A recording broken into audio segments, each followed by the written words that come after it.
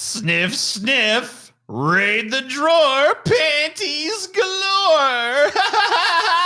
Wee. Panty thieves get deep fried.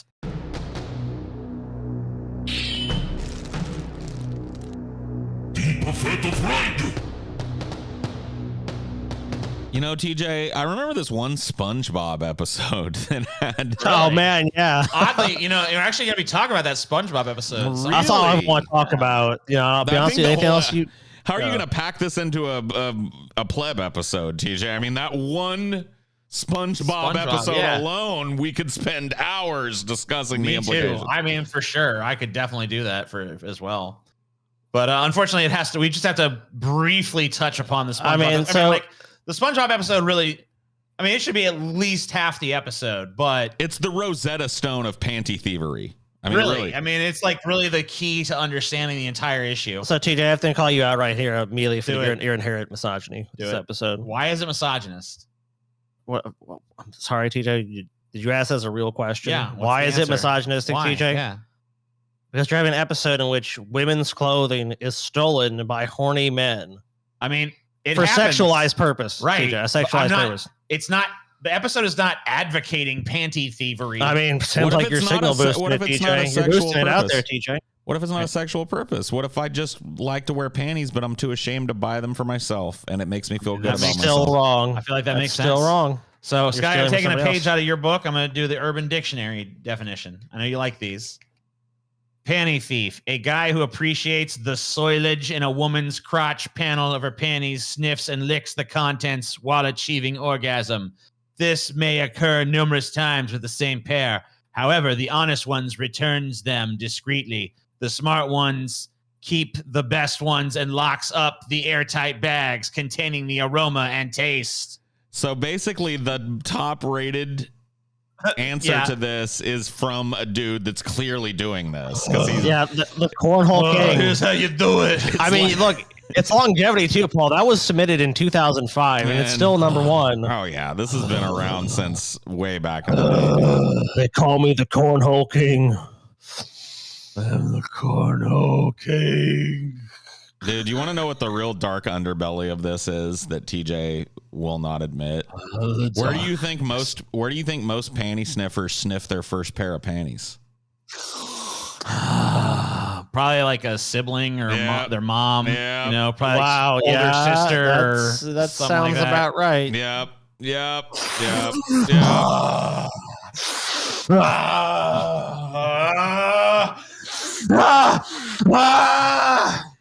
Like that. Okay. Check it out. So let's talk about it.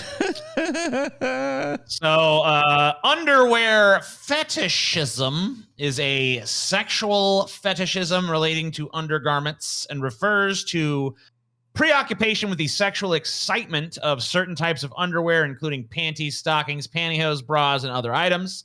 Some people can experience sexual excitement from wearing, while others get excitement from observing, handling, or smelling the underwear worn by another, or watching somebody putting underwear on or taking it off. Underwear fetishism is not considered as paraphilia unless it causes distress or serious problems for the person or those associated with them. One of the most common types of panty fetishes involves used panties. In this fetish, panties or other intimate clothing that have been previously worn are eroticized. With the advent of the internet, a used panty industry has sprung up to cater to this fetish, consisting primarily of women, or on a much smaller scale, men selling their used undergarments through independent websites or panty seller groups. Sellers tend to charge for the number of days for which the panties or other garments are worn, and prices are generally increase with a worn time. These are 14-day-old ones. You got to understand, hey, this isn't 7-day. This is ridiculous. How much can you make doing this? Hold on. In Japan, wait a minute. This industry has a long-established brick-and-mortar presence known as Buru-Sira shops. By the way, also vending machines. You can buy these out of vending machines in Japan. Well, that's kind of I've heard that. I did some research in Japan because they're so obsessed with this, and I got to tell you, like, is honestly, that a myth? it's kind of a myth, but not completely. But it's like a half truth, basically.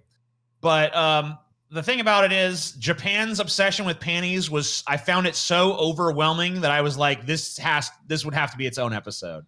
Like, the Japanese obsession with this goes so much further and weirder than the American one could ever happen. It's like beyond, like, I'm not even going to bother trying to cover it. It's a big stereotype of Japanese perverts, and there's got to be a reason to that. This is like one of the top fetishes in Japan, is like panties, panties, panties. It's like such a big deal. Yes, panties. But not to say it's not a big deal here. Like I said, there's a whole industry that's cropped up around it. Sniffer. Here's one called Sniffer. Dude, why did I think of it, dude? Why did I think of it? With 3 Fs. Sniffer. How much does it cost to buy something on the site? I don't know. I don't know what the prices are like. I could take it. I'm gonna have to take it into another window because I don't know what's beyond this landing page. Whoa. Whoa, okay. Sorry, hold on. maybe put, yeah, whoa. There are terrifying sights. Are you making an implication? I'm not making it. Peyton pulls this damn episode, so so if I want to buy something. I pulled a lot of it because Peyton's original version had some problems. All right, so let's go to buy, TJ. Or do you want to sell? All right, I'm gonna buy. Well, we have nothing to sell. I want to go buy these. I mean, you got to create a whole fucking account. Nah, Let me just. I can figure this out. Hold on. Buy used panties. I don't need to fucking create a whole goddamn account. I don't have to buy a. Maybe there's one I don't have to create an account at. Are you actually? I just want to buy it. All right. Fucking pair of panties, dude. Buy used panties. Let's see. All right, you can buy them on Etsy. On Etsy? All right, so it looks like you can get like $30, $40. Well, this is all. What is this currency, Scotty? That's in euros. So euros, that's a little more than dollars. That's more than dollars. So probably like $50 for panties that you've worn if you're like an attractive woman. So all I gotta do is hire a hot model to do a couple of like permutations of like, do you want to own my dirty panties down below, and then I just get the panties and wear them and funk them up with my own skunk funk, you know what I mean? Here's one of these sites. This one's called Sophia Gray. They claim they serve over 1 million visitors a month and have 250,000 regular visitors from more than 10 countries, and that's what they do. They sell fucking used panties. So there's like there's a whole industry for used panties. Does that make people into it? It's that. I mean, just what we saw on Etsy, it's probably like anywhere from like $30 to $50 for like just for someone if they're just selling it. But who knows? There could be like some premium, like maybe there's like if there's that big of an industry around it, I guarantee there's like certain people's panties that are like that's what I'm saying. Yeah, if someone's famous or like maybe like minorly famous, that might fetch a lot more. How many? I can't be the first one to think about this, dude. In a fucking like environment where the riper the panty, the more you can like charge for it. Some dudes have funked these up and pretended that it, you know what I mean? And it's just like, how many people do you think have bought panties that they thought were worn by some hot chick that were just like stewed under some dude's nasty balls? Tons. Here's a woman who made. I'm just looking at an article right now. This woman says a woman made $60,000 in a year for selling her used panties online.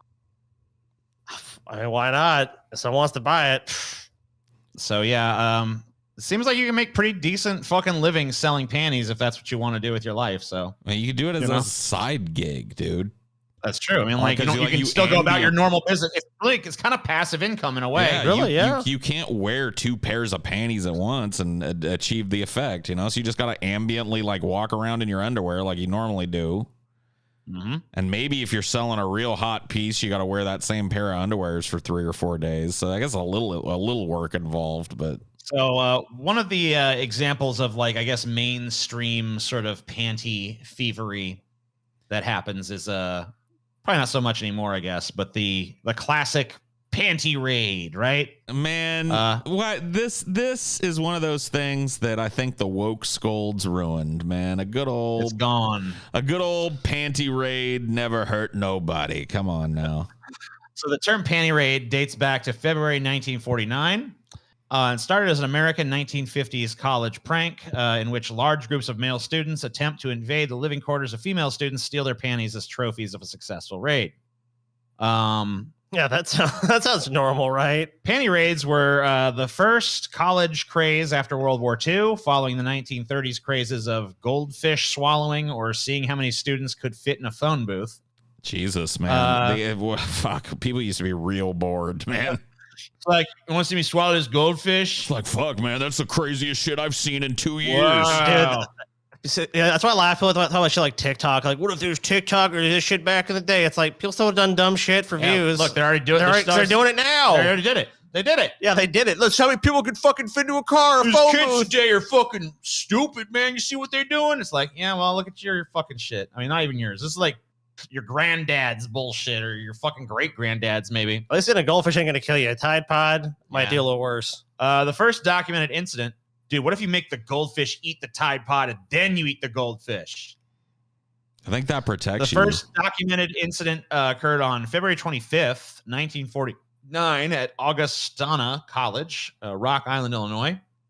Around 125 men entered the women's building. The first party entered through the heating tunnels beneath the building.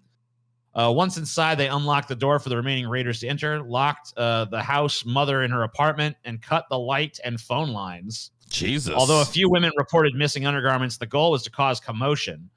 So basically, like, the goal in this first one, it does not sound like was to actually steal panties. It just sounds like some good dudes who were into like the panty fetish. Like, oh my God. They're like, this is my chance. You know? There happened to be a couple of panty sniffers in the fucking group. So the police arrived. No one was charged with anything.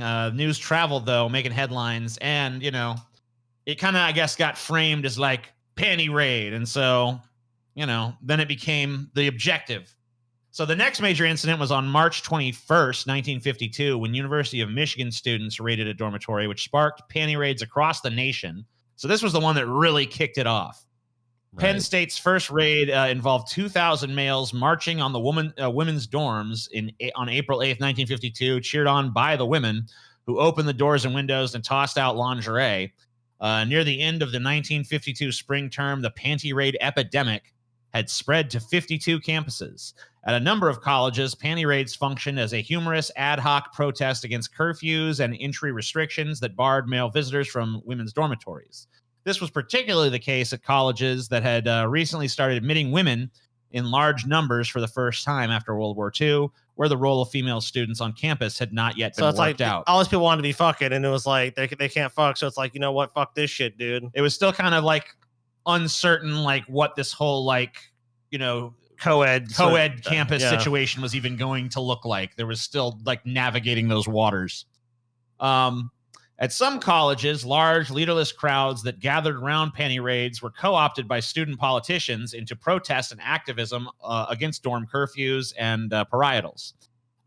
These stirrings of student protest against restrictive campus rules fed the sudden emergence in the late 1950s of liberal activist parties in student government, such as Slate at Berkeley. So the woke scolds, basically. Yeah. The woke scolds came along and killed panty raids. Well, it sounds like they kind of just co-opted the panty raids and sort of repurposed the energy towards their political ambitions. And it sounded like it was pretty easy. How do you repurpose the insane desire for panties into political energy? I guess somebody did it. I mean, hey, you know, that's throughout history, people have fucking co-opted the energy of fucking large mobs. Like, we want panties. It's like, man, the school's rules are bullshit. You got to join our political movement, dude. All the panty raids you want forever. It's like, wow, cool. First rule, no more panty raids. It's bad optics. Yeah, can't do that. Sorry, guys. We got to have no panty raids in order to have unlimited panty raids. You'll understand in the long run. The ritual, this, I don't know. Pimp Monk, whatever. Blame Peyton for the cruelty towards you, I guess. The ritual continued in the 1960s. In 1961, 3 students were expelled from the University of Mississippi at Oxford, Mississippi for panty raids. By the 1970s, mixed dorms were less inhibited. Attitudes towards sexual intercourse on campus led to the fading of... So basically, like, the panty raid was like a bunch of like repressed 1950s people, young people, fucking lashing out against the fucking system that was like sex is bad, wait till marriage, blah, blah, blah. Well, yeah, I mean, this was their act of like, no, we're not doing that. We're going to do this. You can't blame them. The 50s are so fucking repressed. Like, Right. okay, now you got freedom. You go off to college. It's like, I want to fuck. But, as attitudes became more permissive, like they stopped feeling the need to do these like, panty raid. Oh, yeah. By the 70s, everyone's fucking. So it's like, whatever. It's like, I don't want to do a panty raid. Let's just go fuck some Yeah, chicks. exactly. It's like, let's go fucking. Let's have sex. That sounds better than a panty raid. So now we're going to talk about the most important fucking facet of this issue. Probably is this SpongeBob episode where they had a panty raid. This is called Midlife Crustacean. Aired on November 6, 2002. Season 3 episode of SpongeBob SquarePants. Episode revolves around Mr. Krabs here, SpongeBob's boss, in case you don't know, who suffers a midlife crisis after realizing he's getting old. He decides to spend the night hanging out with SpongeBob and Patrick in order to feel young again. The trio then raid a home for panties, but it turns out in a crazy twist that it's actually the home of Mr. Krabs' elderly mother. So he is then sent to his room, ironically fulfilling his wish to feel young again. The episode was banned from airing on Nickelodeon. It was removed from Paramount Plus and Amazon Prime.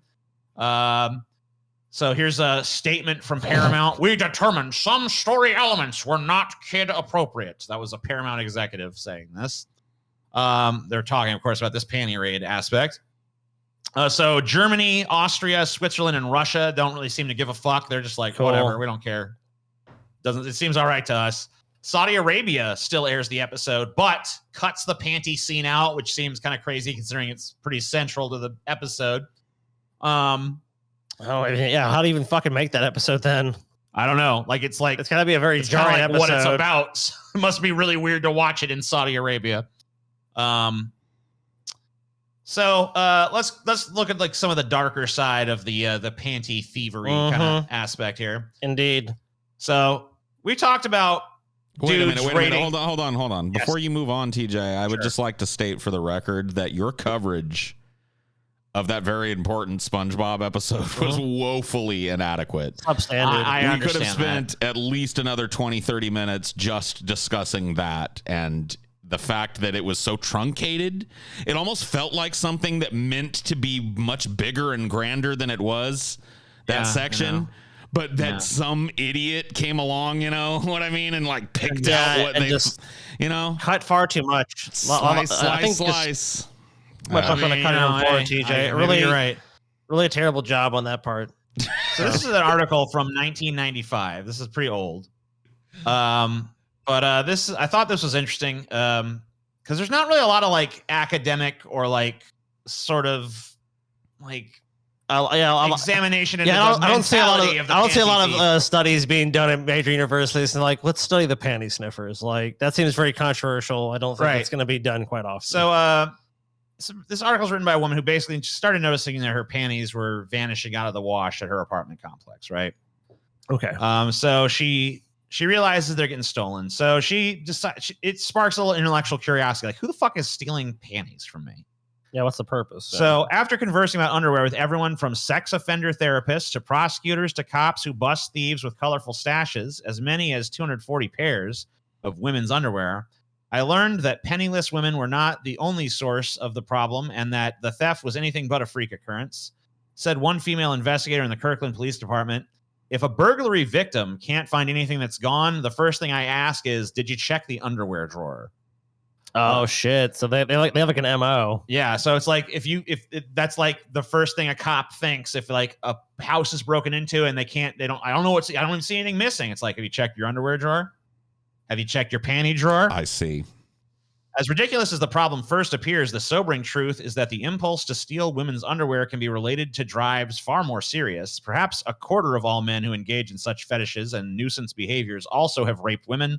Half may have molested girls, indicates one major scientific study. Man.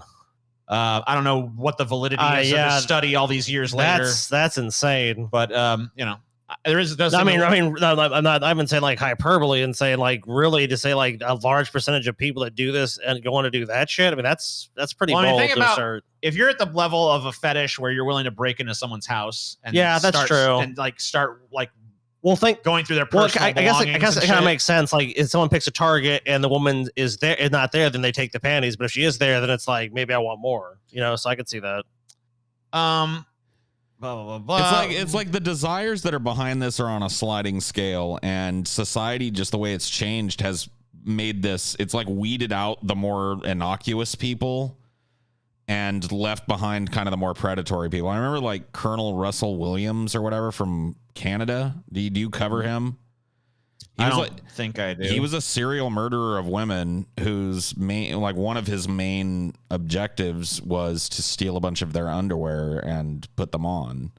Yeah, it just kind of shows the connection, I guess. So correlation doesn't equal causation.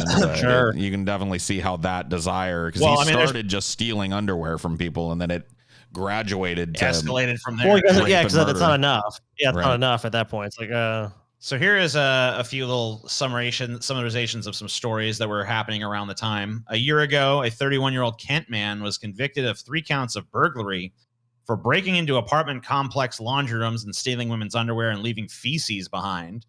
He is also suspected of starting a string of fires in and near them. He was sentenced to 4 years in prison.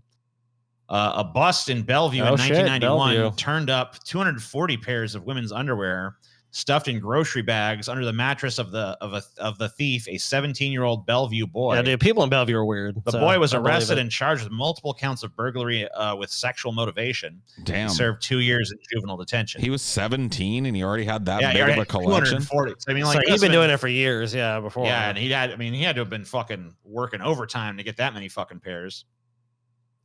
So, you know, this is like, it's a pretty long fucking article, but there's a lot of, and they say here it's extremely embarrassing to file a report. So a lot of people, if they realize this has happened to them, they're just like, I don't even want to file nothing. I can't blame I feel embarrassed. I don't even want to tell the police that someone stole my fucking underwear, you know? So this is probably an underreported crime for that reason. And also, I mean, like, if a pair of underwear goes missing, you don't necessarily believe, like, someone broke into my house and stole it, because it's, like, so far-fetched. Yeah. I do have here some, like, news articles and videos. This is a judge who stole panties. Damn. Panty stealing judge. Information tonight about a strange story on Long Island. A judge has pleaded guilty to attempting to steal his neighbor's underwear. Officers caught Robert Sakali with the panties in his pocket after breaking into his neighbor's home in March of 2018. In a statement, Sakali, who is a married father of 3, admitted that he had taken underwear from the upstairs hamper of the East Islip home several times. He is expected to be sentenced to 5 years probation with sex offender conditions. There you go. I mean, I just from the upstairs hamper.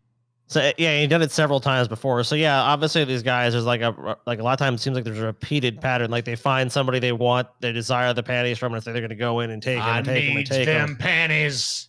I need them panties. I mean, what an awkward conversation. What are you doing in my house? Oh, not stealing panties. Not taking panties.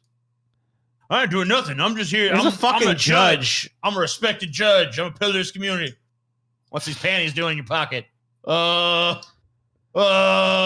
does this judge look more like one of Tony Soprano's thugs, dude? I know.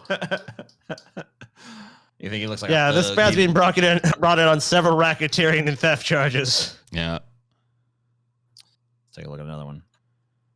Panty thief on the prowl. It was not just 1 or 2, it was an entire wardrobe of underwear that went missing. In this upscale neighborhood of the Skyline Estates in Arvada, a panty thief is on the prowl. A panty thief. A panty thief is on the prowl. Look, girl, you ain't got to worry about it. Or maybe not, who knows? Yeah, I mean, you don't know, Scotty. You don't know what the panty thief likes. Maybe this is the victim. And I don't know, just kind of weird, and I don't feel real comfortable. Back in August, police received 3 separate reports of women's underwear stolen from homes near Kipling Parkway and Ridge Road.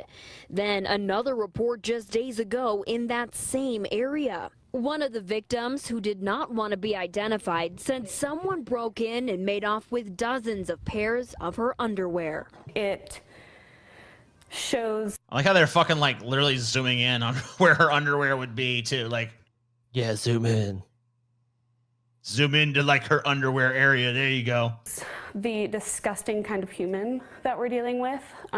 He's a horrible, perverted human, whoever this person is. She posted on social media to alert her Get friends some cameras. and discovered another bizarre twist. Her neighbor was also missing underwear and found strangers' undergarments inside her home. We were able to kind of get together and obviously identify that some of that underwear was in fact mine, and some of it was not, and some of it was not hers.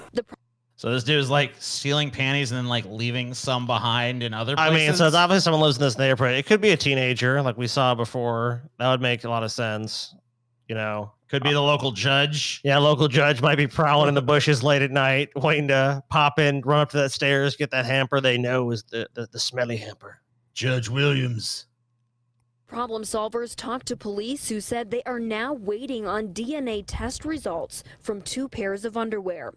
For the victim, she hopes that DNA will lead to a suspect profile and an arrest. To me, it's just about you know, protecting our family and protecting our neighbors and getting him caught. Now, if you live in this area and happen to have a home surveillance system, you're urged to review that footage and contact police if you come across anything suspicious. Live in Arvada, Kristen Hoprick, Fox 31. She did it. It was her, dude. She's the panty thief. She was in there. You don't see too many female panty thieves, but you just know. Dude, I got a bunch of cameras. You know what I get? Cats, raccoons, and like insects. Like, you know, I mean, chances are, like, unless the people who are being victimized put cameras in their homes, like, especially hidden cameras, then they might actually fucking get an idea who this is. Well, speaking of hidden cameras, our next next is a hidden camera that picked up some fucking pretty disturbing shit. Right now, Susie, that outraged family is waiting to speak with detectives here, but they've already filed a police report. And we want to warn you, the video you're about to see is disturbing. Watch carefully what this repairman appears to do inside the bedroom of 2 young girls. He goes up to a hamper, peeks inside, seems to check that no one's looking, and then reaches in, touching clothing and underwear. The man was supposed to fix damaged floors inside the Playa Vista home Wednesday, but instead, Jason Cooper says a hidden camera caught the guy doing something far different. What the fuck? I was enraged when I saw this video. Cooper says the camera on his 3-year-old daughter's crib recorded the worker making multiple trips to the hamper. At one point, you can see he reaches in to grab underwear, turns, and then brings it to his face. And he's sniffing or licking or doing something disgusting with my either 5-year-old or 3-year-old's underwear. The worker goes back again. This time appears to put the girl's underwear in his pocket before leaving. After seeing the video, Cooper says he filed a police report. We called and emailed the man Cooper says is in the video, but he did not get back to us. Yeah, no shit. See, I dropped my handkerchief and I was looking for it, and then I found it. I'm like, oh yeah, I've got this runny nose, and oh there it is. I must have dropped in this clothing hamper. I'm gonna say, and then I went and I blew my nose in it a few times because I had a lot of mucus going on. It's really interesting to see the body language of this guy too, because he thinks there's no one around. So it's like this true nature gets to come out. Yes. He just creepy dude. Fucking just what the fuck, man? Ugh. Cooper says he also confronted the man by phone, and the man gasped after hearing he had been recorded. And I didn't let him speak to me. I didn't want to hear what he had to say. He knew what he had done. He knew I had video of it. Yeah, he's fucked. He can't do this to another family, and to another 5-year-old or another 3-year-old. No shit. Again, Cooper is still waiting to speak with detectives here. It is unclear what charges the man could face in addition to petty theft. Reporting live in Playa Vista, Peter Dowd, KCAL 9 News. Here's a guy. This guy, by the way, is also a panty thief. You can just tell. I mean, yeah, that's why he's covering the story. I mean, he's like, just look at him. I mean, he's like, yeah, I do it every Thursday. That laundromat. There's at a Cleveland laundromat are breathing easier now that police have arrested the man they believe was. This guy's gonna have breathing easier. He's using coded language, dude. As soon as the fucking cameras cut off for this segment, he pulled a pair of stolen panties out of his pocket and went to whiffing. You know he did. So just the Patsy that I framed for my panty thievery has been caught, and the people so far seem to be buying it. Stealing underwear. News Channel 5's Deborah Lee is live in the newsroom with the details. She's an accomplice. A really bizarre story. What happened? Well, the manager of the laundromat. I love how much news people don't give a flying fuck about literally anything they report. Hell of an interesting story, Barbara. What happened there? Oh, yeah? Crazy. Told me this guy would ride a bike to her place, and some of her customers had accused him of stealing undergarments. But it wasn't until after he was arrested that she found out just how dangerous he might be. Becca Rhodes didn't think much of it when she lost a piece of clothing at this Murray Hill laundromat.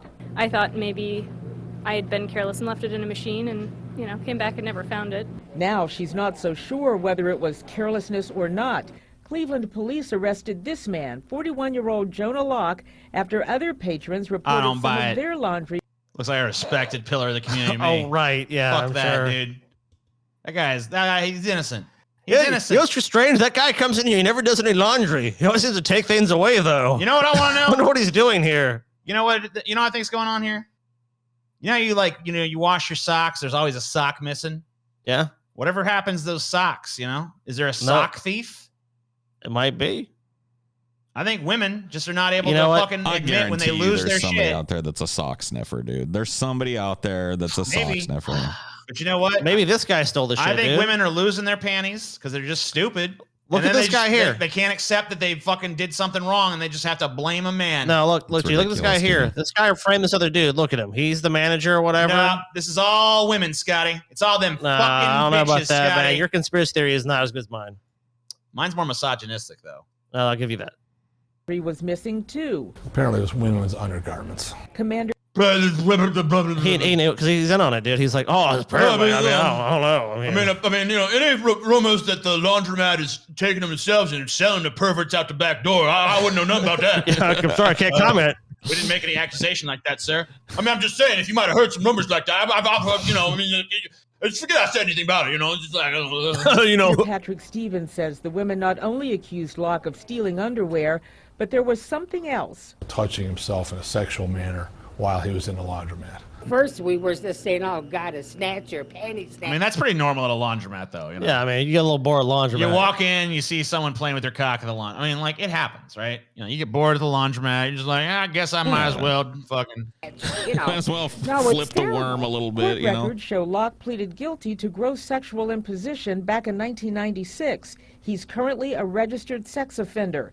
According to the arrest report, he told police that he was at the laundromat to buy a soda from the vending machine, but he'd already been warned by the management to stay away.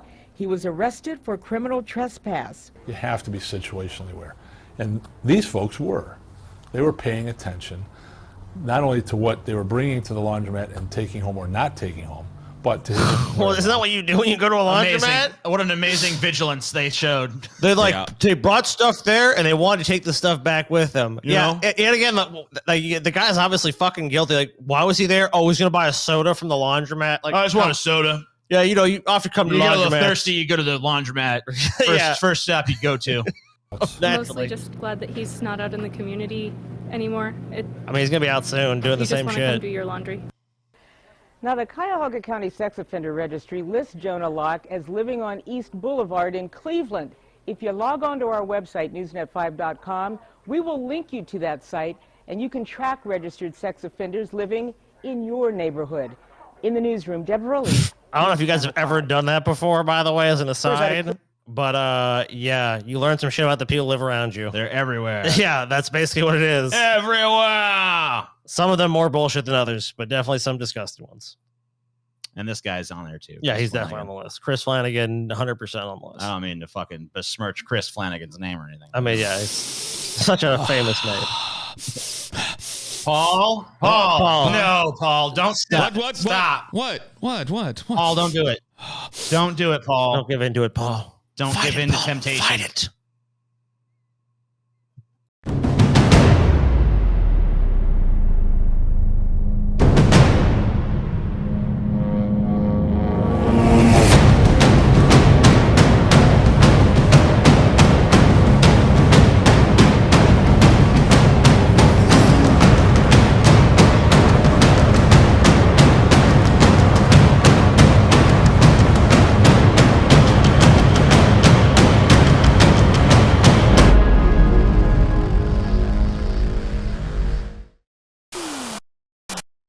No malarkey, Jack.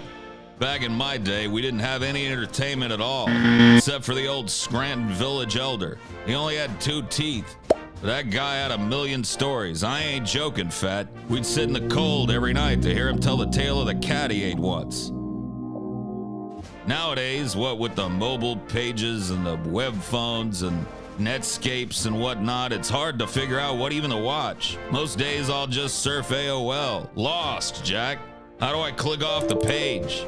Why are there so many browsers open? It's all too goddamn much if you ask me. Now listen, Fat, I've got your solution. It's called the Pessimist Productions Patreon. You can click the link below and bam, all the entertainment you need, Jack.